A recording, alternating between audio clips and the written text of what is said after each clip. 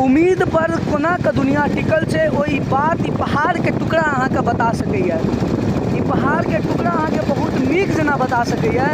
देखियो उम्मीद पर केना दुनिया चलै छै।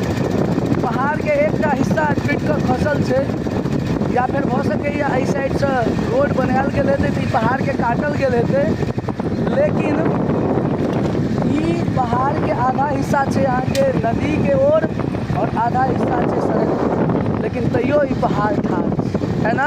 अमेजिंग चीज अहाँ देखियो फेर से देख लियो, बहुत नीक जेना अहाँके देखऽमे आबि रहल है। उम्मीद पर दुनिया टिकल छै। याद राखब, जाहि दिन उम्मीद अहाँके खत्म भऽ गेल ओहि दिन जीवन खत्म भऽ जायत। उम्मीद के साथ साथ ताकत, क्षमता और एकटा सद्भावना रहनाइ बहुत जरूरी छै, तखने जीवन में अहाँके समरसता आबै छै।